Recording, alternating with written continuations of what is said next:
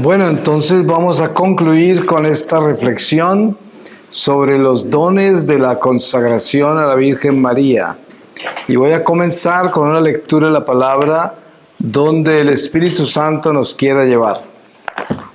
Y les voy a leer de el profeta Jeremías, capítulo 50, versículo 41. Dice: el pueblo del norte y el león del Jordán. Ahí llega un pueblo del norte, una poderosa nación. Muchos reyes se movilizan de los confines de la tierra. Blanden arco y lanza, son crueles, sin entrañas. Gritan como un mar embravecido, cabalgan a lomo de corceles, juntos en formación para luchar contra ti, ciudad de Babilonia. El rey de Babilonia oyó la noticia y flaquearon sus manos. Angustia le asaltó, dolor como de parturienta. Como un león que abandona la espesura del Jordán hacia un pastizal siempre verde, en un instante los sacaré de allí, para que la gobierne quien yo elija. ¿Por qué? ¿Quién es como yo o quién puede citarme a juicio? ¿Y quién es el pastor que aguante en mi presencia? Así pues, oíd la decisión que Yahvé ha tomado sobre Babilonia, los planes que ha elaborado sobre el país de los caldeos. Juro que les han de arrebatar las crías de sus rebaños, que asolarán además sus pastizales. Los gritos de Babilonia conquista hacen que retumbe la tierra. Su lamento se escuchó por las naciones. Palabra de Dios.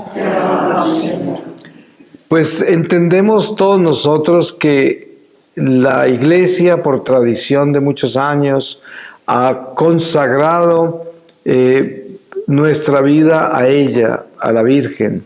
Y claro, las tradiciones de oración de la Iglesia siempre se establecen a través de las devociones, por medio de una piedad que se transmite por gente muy santa a través de los siglos, y también porque el cielo provee mucha información. Ustedes se han dado cuenta cuántos santos han recibido oraciones directamente del ángel, directamente de la Virgen, directamente de Jesús. El mismo Jesús le dictó toda la coronilla de la misericordia a Santa Faustina, y es toda una coronilla, ¿no? Y se la dictó el mismo Jesús. Por lo tanto, las oraciones en la Iglesia todas tienen un origen espiritual directamente celestial. La consagración a la Virgen María se hace para que el pueblo de Dios tenga la marca de María. Ahora, sabemos que el cristianismo de las sectas jamás entiende por qué razón nosotros vamos a consagrarnos a otra criatura humana. Porque no entienden y perdieron la gracia de lo que es la relación de la comunión de los santos. Nosotros tenemos un don maravilloso en la Iglesia, que es, por ejemplo, nuestra iconografía. La iconografía nace desde el principio de la Iglesia, cuando los cristianos tenían que esconderse y huir, y vivían entre cuevas, y en esas cuevas dejaban marcada la historia sagrada con pinturas, con íconos, y en esa forma se fue transmitiendo una cantidad de información, porque no había imprenta, no existían los libros, nada de eso, y existían las imágenes, las pinturas, y en esa forma se comunicaba la fe, en muchas formas, quedaba plasmada. Una historia que quedaba plasmada. Pero igual, a través de los siglos, también las devociones han caminado con la Iglesia y han dejado plasmada la vida de muchos santos y la comunicación de esos santos con Dios, que recibieron directamente de Dios la inspiración para escribir una oración, una novena. Ahora, sabemos que, por ejemplo, la historia de las novenas, que luego se convierte en algo muy mariano, pero que inicia con el cenáculo del Espíritu Santo, que es la novena del Espíritu Santo, la primera novena, que son los 9 días que esperan los apóstoles, las mujeres santas de Jerusalén y muchos discípulos para la venida del Espíritu Santo después de que Jesús ascendió al cielo y los mandó a orar a Jerusalén y les dijo que no se fueran hasta que no llegara la gracia prometida, que era el Espíritu Santo. Ellos no sabían cuántos días tenían que esperar, pero fueron 9 días. Y la iglesia ha considerado esos 9 días como un número que tiene que ver con la intercesión, la oración, tocar la puerta del cielo, ¿sí? Y esperar la gracia. Entonces, de la novena parte una batalla de peregrinación de la iglesia a través del tiempo hasta el regreso de Jesús, porque en ese cuarto de arriba es donde está acuartelado el pueblo de Dios inicial y desde ahí son enviados. La prueba está que nadie le dijo a Pedro que él diera ese discurso desde el balcón después de que ya habían recibido el Espíritu Santo. Fue el Espíritu Santo, el viento del Espíritu Santo que lo empujó al balcón y él empezó a hablar y le entendían todos en diferentes lenguas. Era la acción del Espíritu que ya fluía entre ellos y se notaba a quién dirigía el Señor las misiones específicas. Se veía que Pedro ya empezaba con su papado, con su liderazgo, como le dijo Jesús, que sobre esa piedra edificaría la iglesia. Entonces, cuando aparece la Virgen María en nuestra vida, podemos darnos cuenta que en ese cenáculo de Pentecostés, la Virgen María era figura central del cenáculo. No se necesita un sabio para saber que en esa oración de 9 días, la Virgen debía ser la persona más respetada, más amada, más importante. Era nada menos que la mamá del Mesías, que habían visto ascender al cielo, que vieron resucitar, que sabían que era Dios y que estaban en obediencia esperando lo que Él les había indicado. ¿Se imaginan la importancia de María entre ellos? No se necesita saber mucho para entender eso. Entonces, ¿qué sucede? Que la iglesia comienza a caminar con María como madre desde ese momento y vemos esa historia de Juan, del discípulo, el apóstol Juan y María, hasta el punto que sabemos que ella vivía con él, ¿no? Y que murió al lado de Juan. Y bueno, ahora, en la batalla espiritual en que está la iglesia, nosotros caminamos con una coraza muy importante que es nuestra fe. Esa es la coraza más grande que llevamos, porque la fe es la que determina la protección. Dependiendo del nivel de nuestra fe, es nuestra protección. Si yo creo, yo también amo, porque al creer amo. ¿En quién creo? Pues yo creo en Dios. Y si creo en Dios, creo en su amor que fue el que me creó. Y si creo que ese amor de Dios fue el que me creó, también creo que estoy hecho de amor. Y si estoy hecho de amor, sé que el amor es mi vida, que es la sangre que fluye por dentro de mi alma, la sangre mística y espiritual del Espíritu Santo. Ese es el amor. Y entonces la Virgen María aparece entre nosotros como esa madre que acompañó a los apóstoles a prepararse para recibir al Paráclito, que era una compañía tierna, era la madre del Salvador, era como las entrañas donde se posó esa bendición tan grande. Ya ellos no estaban tristes, ellos estaban, consternados de todo lo que tenían que hacer, de su responsabilidad. Y todavía, como no tenían esa fuerza del Espíritu, no sabían cómo lo iban a hacer. Pero en el momento que llega el Espíritu Santo, se dan cuenta cómo el Espíritu solo empezó. Ese discurso de Pedro desde el balcón es increíble, es extraordinario, es como para leerlo todos los días, porque es la iglesia viva, la fuerza de Dios entre estos hombres sencillos que no tenían ninguna preparación y sin embargo eran más sabios que todos los sabios de la Judea después de que recibieron el Espíritu Santo.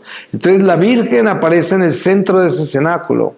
¿Y qué sucede con ella? Que al caminar con la iglesia todo ese tiempo antes de morir, ella deja una presencia particular entre la iglesia peregrina, que es la madre del Salvador, reina de la batalla, porque Satanás le tiene el pánico más grande a María. Hay una historia que seguramente ustedes la han leído, que a propósito está ahí en ese libro del Purgatorio que tengo ahí, que es sobre Santa Brígida de Suecia. Y es el ángel de Santa Brígida, el ángel guardián, la llevó a ver un juicio ante Jesús. Y ve el acusador, al diablo, y el ángel guardián abogando por esa alma de alguien que no había muerto todavía, pero iba a morir pronto. Y el diablo ya lo estaba reclamando ante el tribunal de Jesús. Y esta santa vio todo ese juicio. Y claro, ella lo escribió y hoy lo podemos leer. Y sabemos que es verdad, que es así como lo vio ella. Pero entonces, el triunfo de ese juicio es la Virgen. La Virgen llega y rescata esa alma.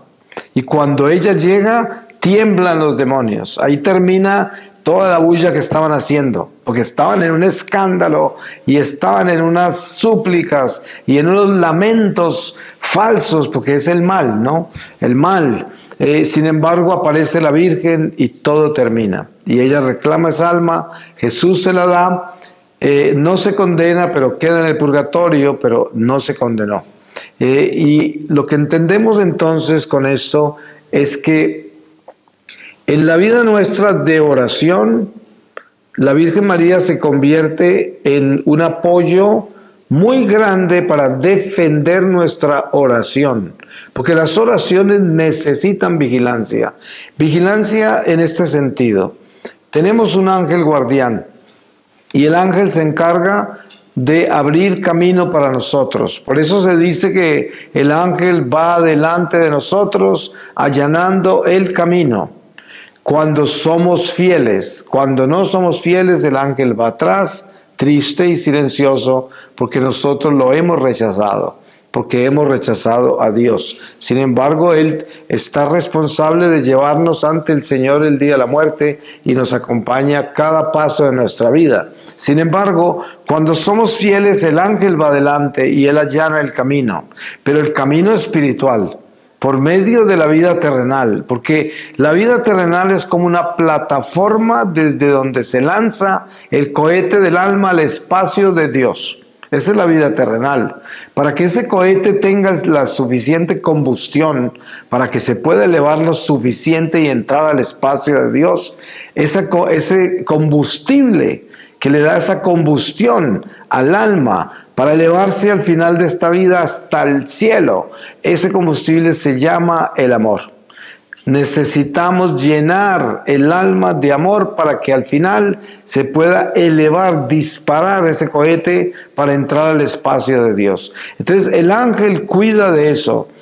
Cuando somos fieles, el ángel está constantemente abriendo, allanando el camino para que nosotros entremos más y más en el amor de Dios, para que nos llenemos de Él y así podamos volar al espacio de Dios al final de esta vida. La Virgen entonces entra en nuestra economía del alma, entra como la protección más temida por los demonios, la más temida. Y la consagración a la Virgen es una marca indeleble en el mundo espiritual. Les voy a dar un ejemplo. Nosotros conocemos los sacramentales en la iglesia. Ustedes saben que usted trae agua, que es natural, y el sacerdote la bendice y se convierte en agua sobrenatural. Si usted esparce esa agua y si hay espíritus por ahí, se queman. Tienen que huir porque cada gota de esa agua tiene el Espíritu Santo por la bendición del sacerdote. Entonces ya no es una criatura natural, sino que es una criatura sobrenatural. Cuando el sacerdote bendice una medalla de la Virgen, ya no es un objeto material, sino que es un objeto sobrenatural. ¿Qué quiere decir eso? Ya no es una medalla de la Virgen, ya es la Virgen. Así de que si usted lleva esa medalla al cuello y usted es fiel, porque los sacramentales no son amuletos, si una persona está en pecado mortal, los sacramentales no existen en esa persona. El diablo no los toma como una fuerza espiritual porque esa persona le pertenece a él, por estar en pecado. Entonces, cuando una persona está en gracia y tiene una medalla de la Virgen aquí al cuello, bendecida, ya no es un pedazo de metal o de lo que esté hecha, sino que es la Virgen María presente ahí. Y el demonio ve a la Virgen, no ve una medalla, sino la Virgen. Por eso, imagínense lo que significa entonces una consagración a la Virgen. Eso quiere decir que yo le doy el señorío de mi vida cristiana y de mi vida de oración a la Madre de Jesús. Y le digo, tú eres mi madre, tú eres mi protectora, yo te pido que siempre me acompañes, cubre mi vida, cubre mis oraciones, cubre todo mi ser. Y me consagro a ella. Hay muchas consagraciones, ya sabemos, porque son inspiradas. Y con esto los demonios escuchan todo eso. Por esa razón se habla del poder que tiene el rosario, porque el rosario es la tortura más grande para los infiernos cuando el rosario es rezado espiritualmente, cuando tiene espíritu cada oración, cada Ave María, cada misterio, tiene espíritu, el espíritu de Dios. Entonces, ¿por qué se repiten tanto las Ave Marías? Porque es la tortura más grande de los infiernos, no es nada menos que la anunciación de la encarnación. Nada menos que eso, la derrota total a Satanás, la derrota a la muerte. Por eso el canto de ese ángel a María, cuando aparece, eso, el demonio y los espíritus viven en el eterno presente. Ellos no viven en el tiempo, ni viven en el espacio. Entonces, si yo digo, Dios te salve María, el demonio escucha, pero ¿a quién está escuchando? Al arcángel, no a mí. Está escuchando al arcángel San Gabriel. Y eso para los demonios es algo que no pueden soportar. Los quema, porque esa es la derrota más grande del demonio. Una Ave María rezada con el corazón, rezada con el alma, quema a los demonios. ¿Se imagina si lo hace 50 veces? ¿Se imagina si lo hace 150 veces o 200 veces? Pues no queda un solo demonio en el vecindario. Y por eso es que se habla de que el rosario es un arma tan poderosa. Pero des en cuenta que eso viene de la presencia de María en la iglesia. Porque ella es esa cuna del Mesías a quien el arcángel San Gabriel le anuncia esa presencia del Espíritu Santo que engendra a Jesús en su vientre. Ahora, teniendo en cuenta esta relación de María con la iglesia, con la economía de la salvación, con la nueva creación y la nueva alianza en Jesucristo, entendemos su papel, entendemos quién es. Porque no es un accidente que la Virgen María sea enviada del cielo tantas veces a través de los siglos. Ustedes estudian bien la historia de toda la Mariología y se dan cuenta que la Virgen está apareciendo hace mucho tiempo. Por donde yo he viajado, nosotros en la misión nuestra hemos visitado 121 países. No, eso no es todos los países del mundo, pero son muchos. Y en cada uno de esos países yo he encontrado apariciones de la Virgen. No todas son conocidas, no todas son importantes para el resto de la iglesia en el resto del mundo, pero son reales, ¿no? Ha aparecido la Virgen, se ha manifestado, ha estado ocupadísima. Quizás uno de los apóstoles más ocupados de los tiempos es María, ¿no? Ocupada, una embajadora permanente del cielo entre nosotros. Ahora, algo que yo he observado en España con mucho asombro y con mucho agrado es el increíble amor por la Virgen en todas partes. Incluso todas esas cofradías de la Virgen que muchas personas de esas ni van a misa, ¿no? Pero están en la cofradía, en la procesión. Y yo digo, ¿saben qué? La Virgen es muy, muy, muy amorosa. Y ella ama a esos que le cargan su estatua y que salen en la procesión. Y posiblemente no son fieles a la iglesia, muchos de ellos, ¿no? Otros sí, porque hay unas cofradías de la gente que está entregada completamente a Dios y a la iglesia, pero también hay muchísimas en los que se aparecen solo el día de la fiesta, ¿no? Pero lo hacen con una elegancia y con una entrega y con un celo y todo, y se dan cuenta el misterio de cómo trabaja Dios con las criaturas, ¿no? En qué forma después esas procesiones van a beneficiar a esas almas, aunque parece desde afuera que eso no es tan fiel a Dios como parece, pero sí lo es. Yo les cuento un ejemplo. Durante mi experiencia mística en el secuestro, el ángel me llevó a mi pueblo y yo era el trompeta mayor de la banda del colegio a los 11 años. Y me tocaba esa trompeta en muchas procesiones, pero la tocaba solo para escaparme de las clases, no porque quisiera servir a la iglesia, porque eso no es lo que estaba haciendo. Sin embargo, Dios utilizó los 3 años que fui trompetista en el colegio, en los cuales toqué en cantidades de procesiones, y utilizó todas esas procesiones como una coraza con la que me defendió de inmensos peligros contra el diablo. Y dense en cuenta, porque esa es la fidelidad de Dios, porque para Él yo sí le serví a la iglesia con esa trompeta, aunque pues no era un hombre fiel de la iglesia, no lo hice por la iglesia, pero para el Señor ese fue un servicio que le hice. Lo mismo la Virgen, ustedes saben que ella va a abogar por aquellos que se metieron en esa cofradía y sin falla siempre estaban ahí el día de la fiesta. La Virgen va a estar ahí defendiéndolos, ¿no? Y esto es importante conocerlo, porque a veces juzgamos la gente y no nos damos cuenta que hay otra persona que está por encima de nosotros, que es más santa y que tiene más amor y que tiene más compasión. Y esa es la Virgen María, que es una madre y le duelen todos los hijos y a todos los acoge, los acobija sin importar quiénes son, en qué andan, qué están haciendo. Ella los ama. Mi madre me consagró en su vientre a la Virgen María, y el ángel me mostró cómo la Virgen nunca me abandonó en los 33 años que yo viví en pecado mortal, lejos de Dios. Nunca me dejó. Y por eso, cuando llegamos al punto de hablar de los dones de la consagración a la Virgen María, tenemos que tener en cuenta que la consagración a la Virgen María es como una marca que nos pone el cielo en la cabeza, que dice: este es hijo de María, ¿no?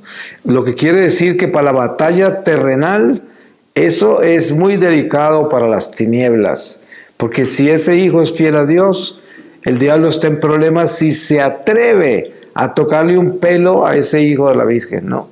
Por eso es que la consagración es tan importante. Ahora, con esto no podemos decir que una persona que está consagrada y vive revolcándose en el pecado por ahí, el diablo no le puede hacer nada. No, porque es una responsabilidad personal. Cuando yo estuve en pecado, la Virgen no me abandonó, pero el diablo hizo conmigo todo lo que quiso. Por todos esos años que estuve en pecado, cosas horribles hizo el diablo conmigo, a pesar de estar consagrado a la Virgen, porque yo no era fiel. Pero la Virgen no me abandonó, quiere decir que seguramente ella me protegió de cosas más horribles que me hubieran podido pasar, ¿no? Como perder la vida, por ejemplo, y entrar prematuramente al mundo espiritual, porque eso sucede mucho cuando la persona está en pecado mortal. El diablo le puede quitar la vida, ¿no? Se la puede quitar. Entonces, la consagración a la Virgen María, si nosotros somos fieles a Dios, es una marca muy importante, y sobre todo para estos tiempos, porque estamos en una tremenda batalla espiritual. El demonio está furioso. Miren ustedes que hace 2000 años o más, San Juan, que tuvo ese éxtasis en la cárcel, y de ahí aparece el libro del Apocalipsis. En ese éxtasis, él escuchó una voz que decía: ¡ay de la tierra y del mar! Porque Satanás ha sido lanzado allá y está furioso porque su tiempo se termina ya. Esto fue algo que él vio afuera del tiempo. Eso no estaba en el tiempo, porque el libro del Apocalipsis no está en el tiempo, aunque habla del tiempo. Pero para saber de qué tiempo, a qué tiempo se refiere, para eso se necesita mucho discernimiento, el cual es la iglesia la que lo tiene. Ahora, esas palabras son muy importantes de entender, porque quiere decir que el diablo está en una batalla contra nosotros para asegurarse que arrastra las más almas que pueda hacia el infierno, porque esa es su venganza. Nosotros somos inferiores a los ángeles y no perdona que criaturas como nosotros podamos entrar donde Él nunca podrá entrar otra vez. Es una pesadilla para los demonios nuestra vida. Somos ciegos, sordos y mudos al mundo espiritual. Y sin embargo, así podemos entrar al cielo. Los ángeles caídos tienen toda clase de dones. Son inteligentísimos, pero perdieron la gracia de Dios, la perdieron. No pueden entrar nunca más a la gloria. Y pensar que nosotros sí podemos, si somos fieles, eso para el diablo es la pesadilla más espantosa que hay. Entonces todo lo que él hace es tratar de apagar esta luz que somos nosotros. Él busca cómo apagarla, porque es un tormento para él. Y entonces la consagración a la Virgen María es vital en la batalla espiritual, porque tenemos un apoyo increíble con ella. Así es como ustedes se dan cuenta que hay muchas devociones y tradiciones en la iglesia con diferentes santos. Hay personas que se consagran a otros santos y se unen a ese santo como su patrón para su vida. Y eso lo toman en serio los santos. Ustedes saben que en el cielo hay billones de santos, incontables, de todos los tiempos, pero muy pocos santos son canonizados. ¿Y qué quiere decir eso? Eso quiere decir que la canonización de los santos se da por la solicitud del pueblo de Dios a la iglesia. La iglesia no es la que dice vamos a canonizar a este porque ese fue muy bueno. No, es el pueblo que llega a la iglesia y dice tenemos evidencia de que este fue santo o de que esta fue santa. Y tienen que empezar a traer la evidencia y la iglesia a estudiarla. Y entonces cuando se canoniza queda nombrado como abogado del pueblo ante el tribunal de Dios. Porque todo lo de Dios es jerárquico, igual que lo nuestro, igual que el infierno. Es jerárquico. Y entonces, esas jerarquías son importantes de tenerlas en cuenta, porque cuando nos consagramos, entramos en una jerarquía. La Virgen está en jerarquía. Ella es la reina de todos los ángeles, y los ángeles son coros, son jerarquías. Cada coro está bajo la Virgen, porque ella es la reina. Entonces, cuando nosotros nos consagramos a ella, tenemos todo lo que ella tiene, que son todas las jerarquías sobre las cuales ella reina. Y nosotros ya pertenecemos a ese ejército en una forma especial. Ahora hay que tener claro una cosa. El hecho de que uno no se consagre a la Virgen María y uno es fiel a Dios y uno es una persona de oración, eso no quiere decir que entonces uno no está protegido, para que no interpretemos mal esto, porque no es necesario consagrarse a la Virgen, no es necesario muchas cosas, pero es bueno, recomendable, importante para la batalla espiritual de nuestra vida, hacerlo. Entonces es como una recomendación que la misma iglesia hace, que la misma relación con María a través de los siglos ha hecho y por eso se da. Entonces yo personalmente creo que es algo importante de hacer, consagrarse a la Virgen María. Es importante. De esto podemos hablar mucho tiempo, pero ya se acabó el tiempo. Voy a terminar con esta lectura de la segunda epístola a los Corintios en el capítulo 5 desde el versículo 11. Por tanto, conociendo el temor del Señor, tratamos de persuadir a los hombres, pues ante Dios estamos al descubierto. Como espero que ante vuestras conciencias también estemos al descubierto. No volvemos a recomendarnos ante vosotros, solamente queremos daros ocasión para gloriaros de nosotros y así tengáis de qué responder a los que se glorían de lo exterior y no de lo que está en el corazón. En efecto, si hemos perdido el juicio, ha sido por Dios. Y si somos sensatos, lo es por vosotros. Porque el amor de Cristo nos apremia al pensar que si uno murió por todos, todos por tanto murieron. Y murió por todos, para que ya no vivan para sí los que viven, sino para aquel que murió y resucitó por ellos. Palabra de Dios. Pues le damos gracias a Dios por la oportunidad que nos ha dado de estar acá y de compartir estos momentos de reflexión para enriquecer nuestro corazón, nuestra vida en Dios. Pues que el Señor los bendiga, los proteja, los defienda del maligno y sobre todo que les dé la gracia de tener una amistad muy cerca a la Santísima Virgen María. Amén. Amén.